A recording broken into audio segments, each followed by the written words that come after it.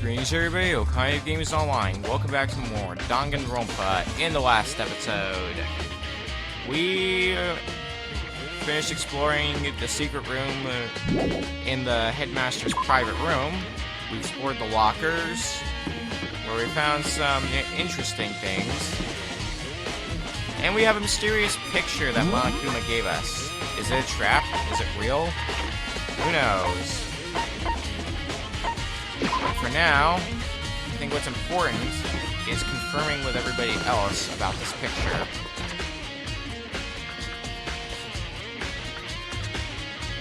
So everyone else probably got a picture like the one we did.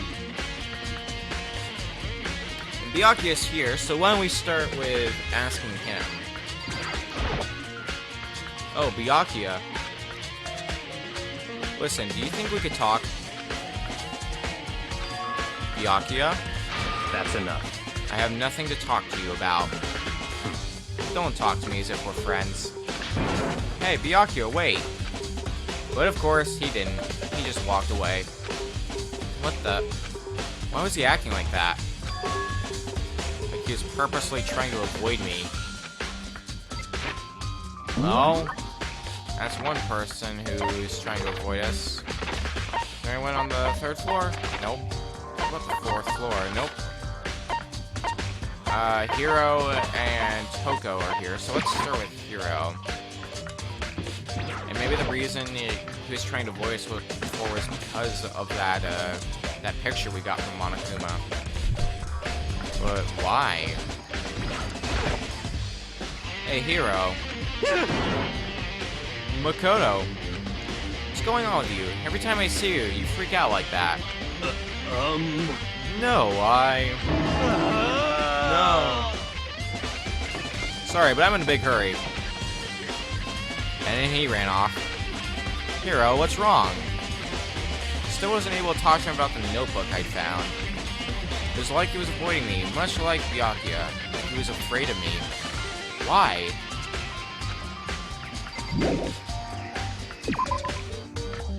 I guess next is Toko, who's at the biolab.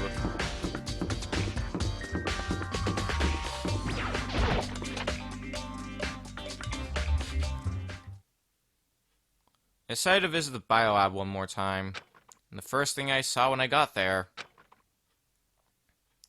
was her passed out again. Huh? Toko? She apparently tried to open one of these. First, is she alright? Toko, are you okay? No. She's not dead, is she? Of course she's not. Huh? It's cold. It's super cold. It's so cold I think I might catch a cold. Keep taking naps in places like this, I'm sure you will. I see! What, I was asleep? Ah, I must have fainted again. I bet you were standing there, staring at me, getting all excited, weren't you? No, I wasn't. Have you reached that certain age? Oh, then what? Hot and bothered? Straight up horny? Okay, so why did you pass out? I don't know. Last thing I remember was me waking up just now. What'd you do to Miss Morose? Oh, that's right. Your memory stops and starts each time you switch. Bingo, Bazinga. We share some basic knowledge, but our memories are very much separate. You SOB! And don't say it like it's a bad thing. It's a blessing as far as I'm concerned. Because even if she forgets something, I totally remember. So it's like double the memory. No. It's more like half. Well, we have Genocide Jack's memory. Huh? What I want to know right now is, where's my little darling? Tell me now or I'll slit your throat. I don't know. I'm sure Byakuya's around here somewhere doing his own investigating. Yes. By himself? I assume so. Oh, I'm on fire! I knew it. I totally knew it. I'm a total pro when it comes to all things master. Anyway, I gotta hurry. I can't even imagine how lonely he must be right now. And off she goes. Toko shot off, her eerie laughter echoing behind her. I totally forgot to ask her about the picture. Well, there's no point in asking Genocide Jack anyway. Alright. Why did Toko faint? It's probably because of the body that's here. Fridge. It's open. But I'm sure they were all shut tight last time I was here. That must be why she passed out. Right. She faints so easily. Kyoko. Makoto. It's getting late, isn't it? Are you okay? Indeed. I'm sorry if I made you worry. No, you don't have to apologize. Listen. But listen, about this room. Oh yeah, It would seem... it's a morgue. Yeah, I knew it. I suspected as much. And Toko must have looked inside the fridge, seen what was in there, and, well, there you have it. You knew she'd fainted? Indeed. I was on my way here when Genocide Jack came running past me.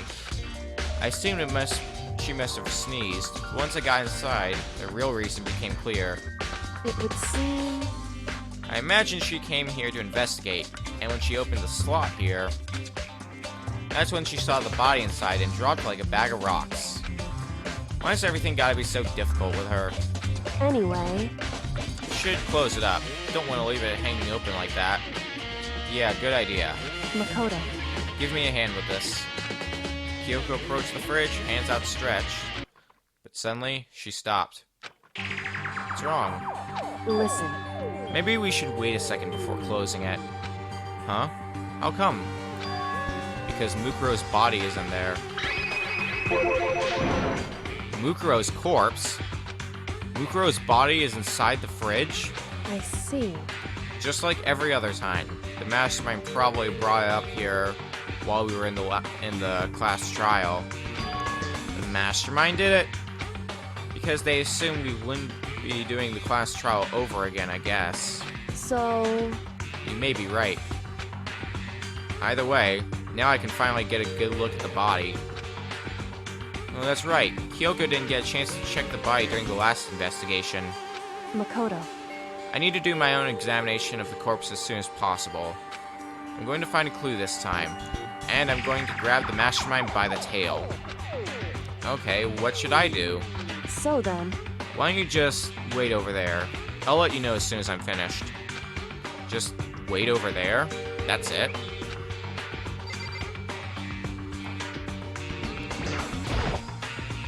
Should ask Kyoko about that group photo.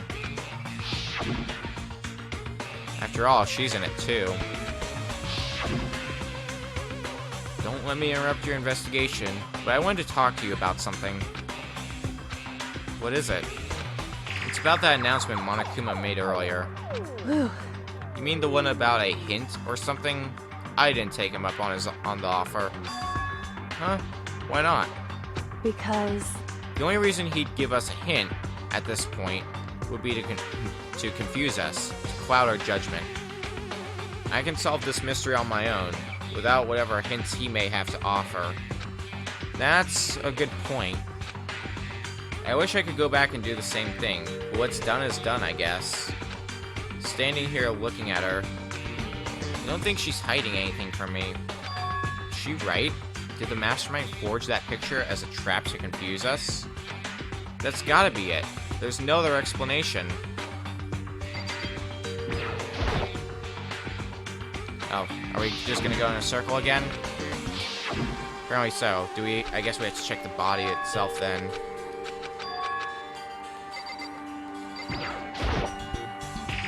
It's a fridge meant for storing dead bodies.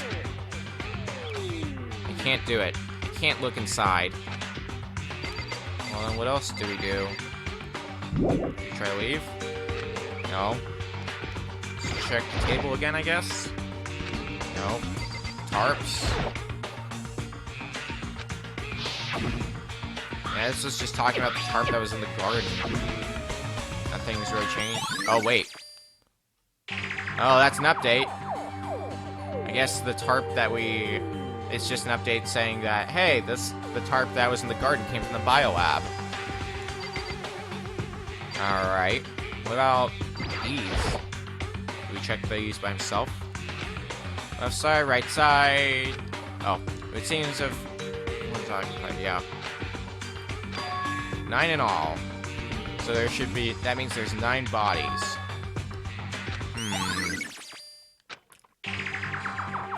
Whew. Okay, Makoto, I'm done. Already? Jeez, that was fast. Indeed. Anyone can do good work if they go slow. In that spirit, I'll make my report brief. Did you find anything? Indeed.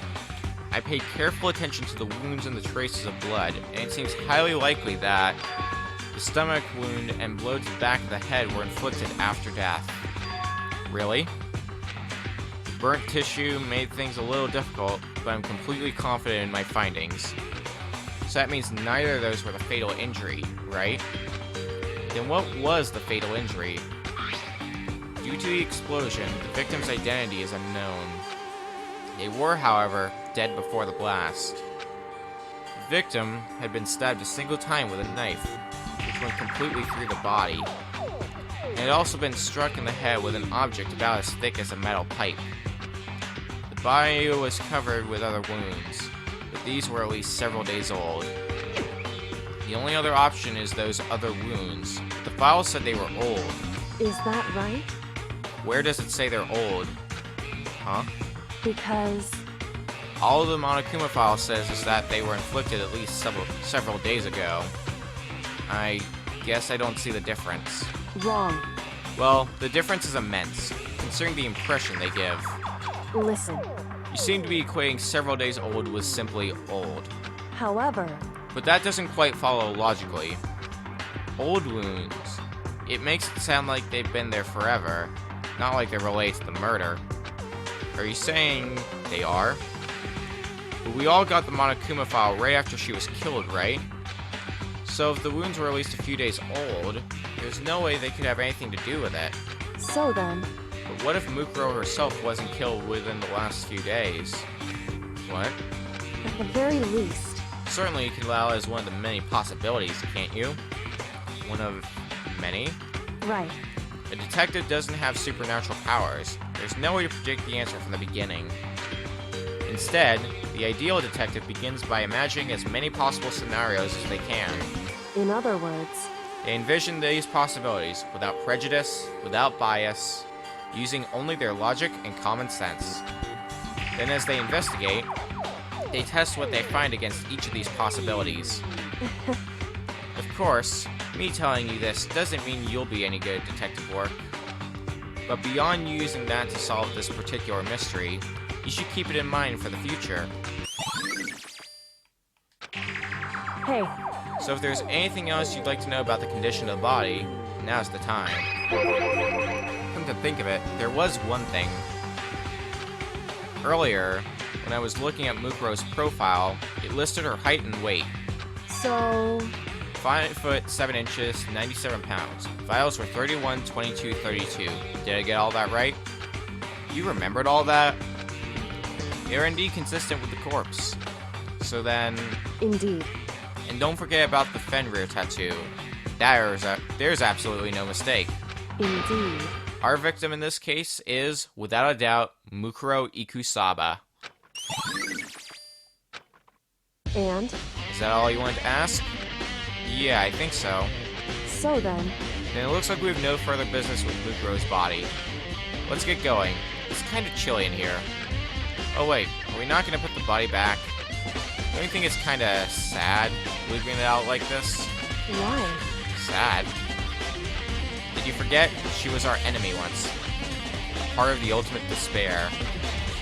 But she still got killed. She's still a victim. Hey. Have you ever heard the phrase, you reap what you sow? Well, yeah, but still. Whew. You really are naive, you know that? It's really quite appalling. But she could have abandoned me, but she decided to help me instead. So for someone like that, what does it mean to be naive? So then... I think we've done all we can do here. Back to our separate investigations, yes? Hold on. Still have one more thing to do. Something I need to talk to Kyoko about. I need to ask her about the pocketbook I found in that locker. If I don't do it now...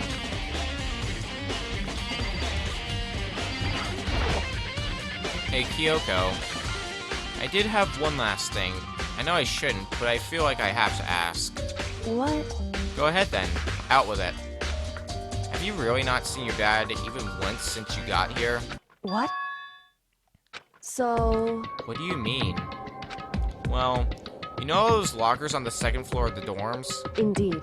I do, yes. But to get into any of the lockers, you'd need the handbook of whoever the locker belongs to. Actually, I managed to get them open using that emergency handbook. I see. The one you found in the headmaster's hidden room. And? So, did you find anything worthwhile in the lockers? I found a pocketbook, and after looking through it, I think it must be your pocketbook. Why is that? What makes you say that? Because... Like I said, only the locker's owner should be able to get into it, right? I can't imagine those lockers belong to any of us. After all, we only got access to that area just recently. What I'm saying is, there's no way I could have had access to any of those lockers. And if I did have a pocketbook, why would I bother putting it in a locker? Everything you just said makes perfect sense, but there was something written inside. It was about the headmaster, about your father. What? If that's true... Could that mean that video is real too? Video? Makoto. I think everything is finally starting to fit together to reveal a cohesive picture. Although I'm afraid that picture might be worse than anything we ever have imagined. What are we talking about? I need to go investigate those lockers right now. I need to confirm what you just said with my own two eyes. Oh, let me give you the headmaster's handbook. That way you can... So... That won't be necessary. I'm right about this. I shouldn't have any problem opening the locker with my own handbook. After all, it would seem that it's my locker. Your locker? Makoto. If you watch this, it'll all make sense. A DVD. And it says class number 76, urgent interviews. So... I found it in that room, after you left. Anyway... I don't have time to explain exactly what I think it means, so just watch it and see for yourself. I think you'll realize exactly what it means. You'll understand why you found my pocketbook in a place none of us have ever seen before. None of this makes sense right now. But I guess that means there's some important clue on this DVD. Makoto. Oh, and now it's my turn. Do you have a second to listen to me ramble? Ramble? In other words... So as it turns out, the arrangements I made didn't stick. What I mean is, I'm less and less sure of everything, even my own feelings. You're talking about your dad, right? I can never find the answers to the questions I wanted to ask for the rest of my life, and all because of the mastermind. However... But there's one thing I am sure of.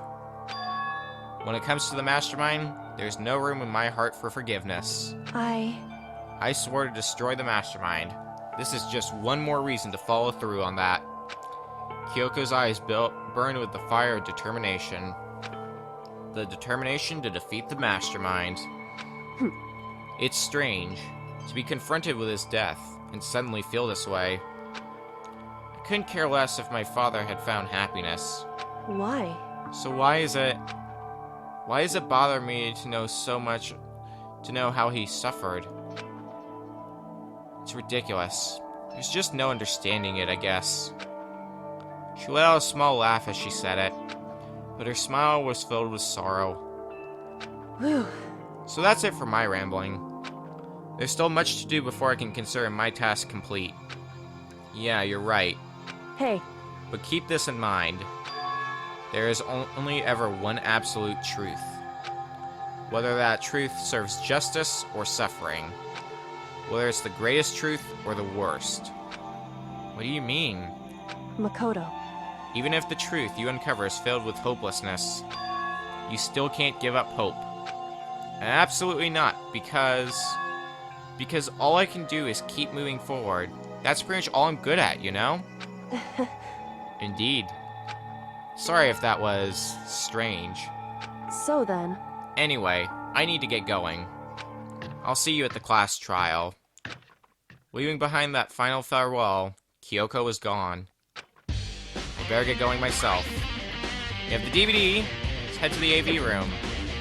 It says something about that hopeless truth. No matter what happens, I won't lose hope. Even if it's the worst truth in the world. I can't afford to lose. Well, looks like we're heading to the AV room now. God, how long has it been since we've been there? It's not since chapter 1, I think.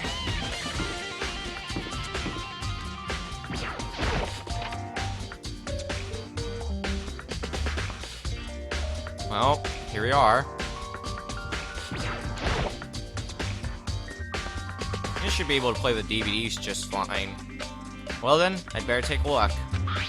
I took the DVD Kyoko gave me and put it in the player. It said that I was playing, but nothing appeared on screen. I stared into the black of the monitor. It must have been only a few seconds, but to me it felt like an eternity. And then, all of a sudden, an image appeared.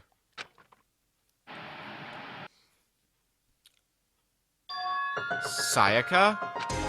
It took me by total surprise. I hadn't seen Sayaka in who knows how long, and there she was. Okay then, are you ready to begin? The voice I heard was of the man positioned on one side of the screen. It was the voice of a middle-aged man. I do apologize, but I hope you don't mind if I record our conversation. I'm a little slow, you know. I never really got the hang of taking notes while having a conversation. It sounded like he was trying to make a joke, but Sayaka's tense face didn't move a single millimeter. So this video is meant to serve as a kind of contract substitute. It's not that I don't trust you guys. It's more like insurance. So please don't worry too much. Now then, let me get straight to the point. There is a chance that you may have to spend the rest of your life here in the school. Can you accept that?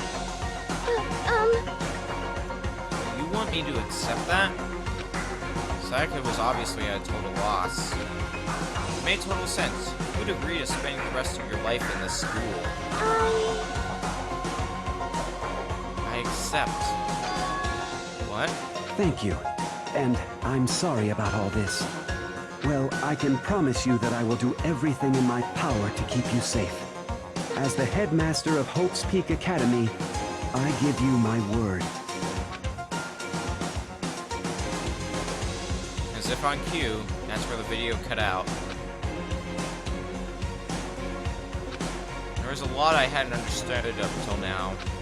But this, only this. I simply couldn't comprehend what I heard, because I know how much Sayaka wanted to get out of here.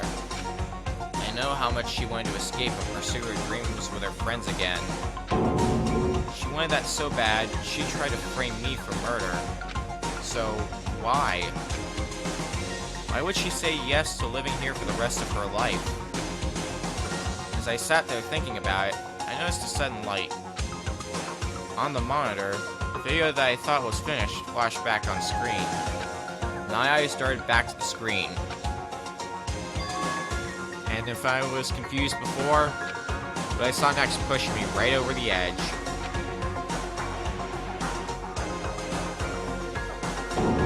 Huh?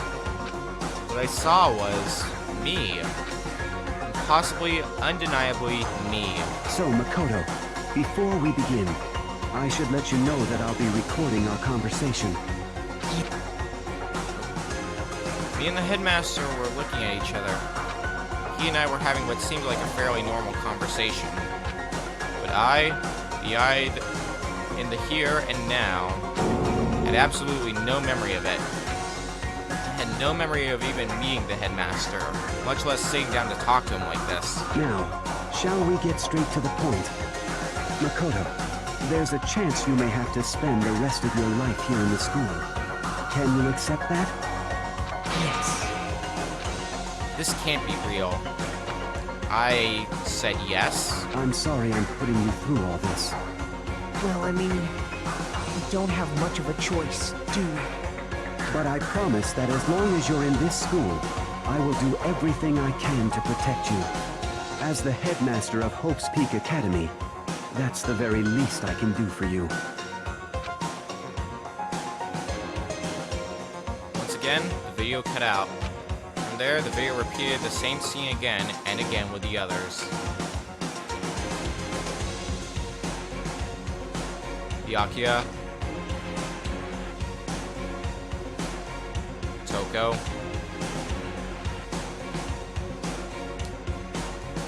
Hina. Everyone. They all said they agreed to live in this school forever. And then... Kyoko. Her interview with him had been recorded just as clearly. Without a doubt, she had met him. She'd sat down with the headmaster of Hope's Peak Academy, her father. And when he asked her his question, she answered the same as everyone else. She accepted a life within the school. Just as Kyoko's interview was wrapping up, the monitor suddenly went black. Huh? It wasn't just the monitor. The DVD player itself had apparently turned off. Which of course meant that the DVD wasn't playing anymore. What the heck just happened? Say what? Oopsie, looks like it broke. Out of service. What? It just so happened to break just now? Too bad. Now then, when time does... Now then, when doesn't matter. Failure can strike anywhere, anytime. That was a really awkward sentence.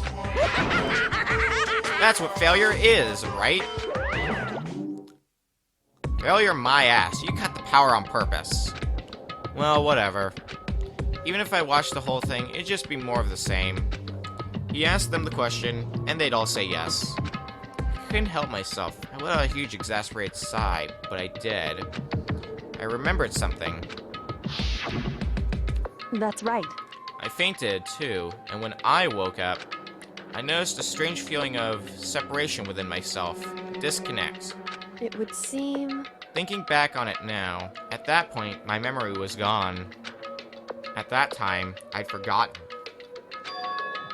I couldn't remember why I'd come to school, and I couldn't remember what my ultimate ability was. But what would make you forget all that? Hey, Strange, isn't it? It's hard to imagine it happened by chance.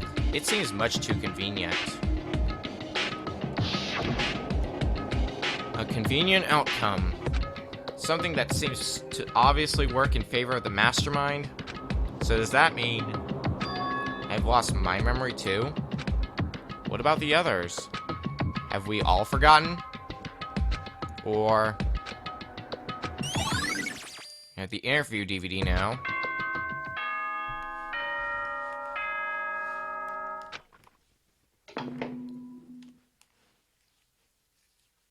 For anything that has a start, there has to be an end. And if the end comes, then that means it's time for a fresh start. There is no night that doesn't have a dawn. Although that dawn is totally pitch black, there is no storm that won't eventually end. Of course, then that leads to drought. But as I said, every end is the promise of a new beginning. Which is why I'm sure we'll get to meet again, because the end is only the beginning. Anyway, let's get started. The beginning of the end of the class trial. Everyone gather once again at you know where.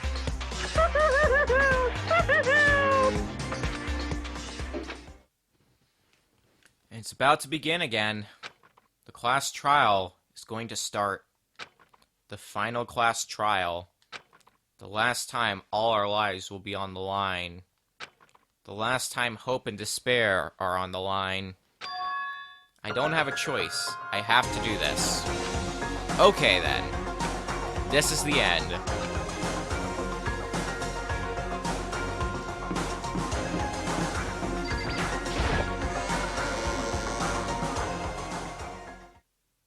guess I'm the first one this time. Makoto, You're early, Makoto. listen. Does that mean you feel prepared? Yeah, for now at least. But where's everyone else? Why aren't they here yet? However, Don't worry, I'm sure they'll be here soon. And just like she said... Byakuya. Byakuya? They arrived, one after another.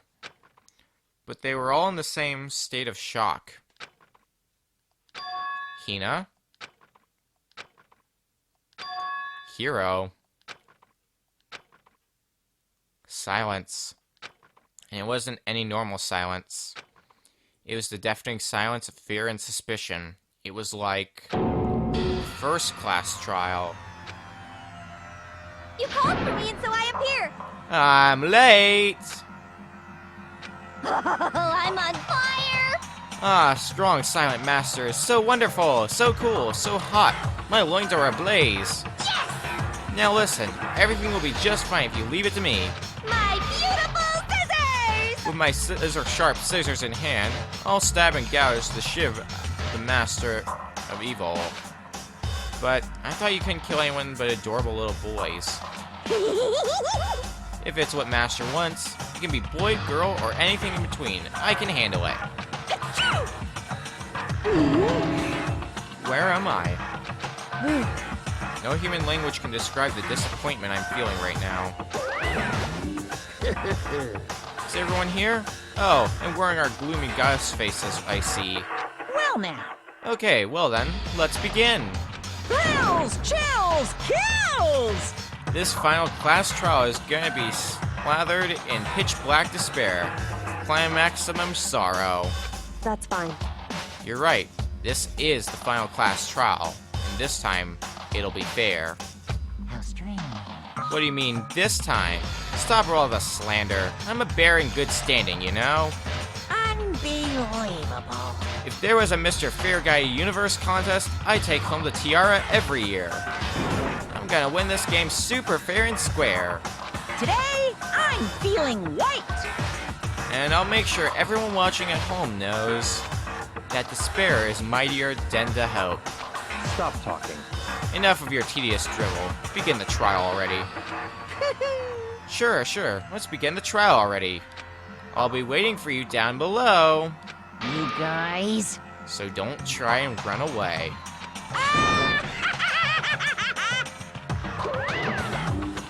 Laughing as loud as ever, Monokuma disappeared. Whatever. In the name of my family. This will be over in no time. With an inexplicable confidence, Byakuya was the first into the elevator. One by one, the others followed.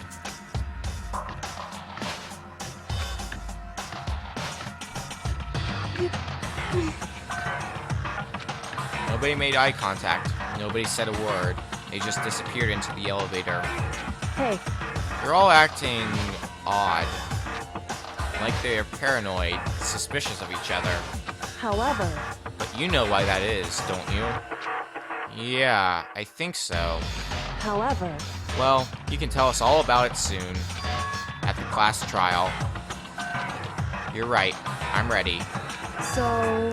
Ready to win, right? Of course. I'm glad to hear you say that. And then Kyoko was aboard the elevator. Started making my way toward the opening, step after step toward the gaping maw. I'd resolved that this would be the last time. I repeated to myself that there was no fear, no mystery left. I pushed the anxiety down, calmed my trembling body, and finally, on steady legs, I passed the threshold and stood in the elevator.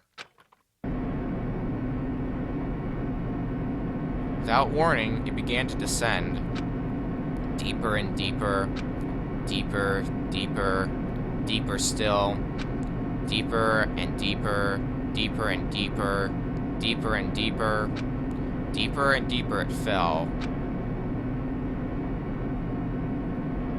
I closed my eyes, and sight fell away.